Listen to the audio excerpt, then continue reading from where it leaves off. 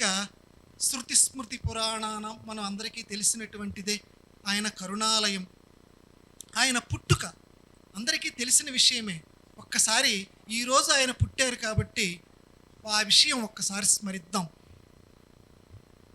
ఆ మహానుభావుడు వైశాఖ మాసంలో పుట్టాడు, శుక్లపక్షంలో పుట్టాడు, పంచమి నాడు పుట్టాడు.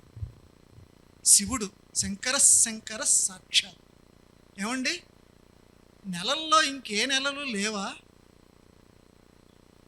వైశాఖమే ఎందుకు ఎంచుకున్నాడు ఆ శివుడు? ఇంకే పక్షము లేదా? శుక్లపక్షమే ఎందుకు ఎంచుకున్నాడు? ఇంకే తిథి లేదా? పంచమి తిథే ఎందుకు ఎంచుకున్నాడు? ఎందుకని ఈ నెలలోనే ఆ మహానుభావుడు మనందరినీ ఉద్ధరించటానికి జన్మను ఎత్తాడు? ఇది ప్రశ్న. ఈ ప్రశ్నకి ముందు ఆ తల్లిదండ్రుల్ని మనం స్మరించుకోవాలి. ఆర్యాంబ శివగురు, విద్యాధిరాజు అనేటువంటి ఒక మూల పురుషుడు ఆ కాలడిలో ఉండేవారు. ఆ మూల పురుషుడి యొక్క వంశం ఎప్పుడూ కూడా, ఆ వంశంలో ఉండే ప్రతివారు కూడా శంకర ధ్యానం కలిగిన వారు, శివధ్యాన భక్తి తత్పరులు. వారి వంశాన్ని ఉద్ధరించాలి అని అనుకున్నాడు శంకర భగవత్పాదులు. అయితే దురదృష్టవశాత్తు ఆర్యాంబ శివగురులకు చాలా కాలం వరకు కూడా సంతానం కలగలేదు.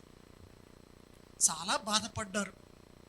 ఇంతగా మనం దైవారాధన చేస్తున్నామే, మనకి సంతానం కలగలేదు, ఏం చేయాలి? మనమైతే అధునాతన యుగంలో అయితే వెంటనే మన నోటి వెంట వచ్చేది దైవ నింద.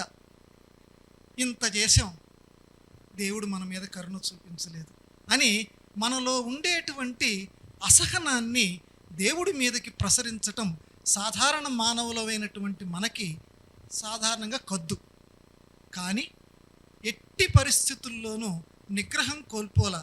మనదేదో తప్పు ఉంది, అందుకే మనకి సంతానం కలగలేదు అని ఆ ఆర్యాంబ శివగురులు అనుకున్నారు.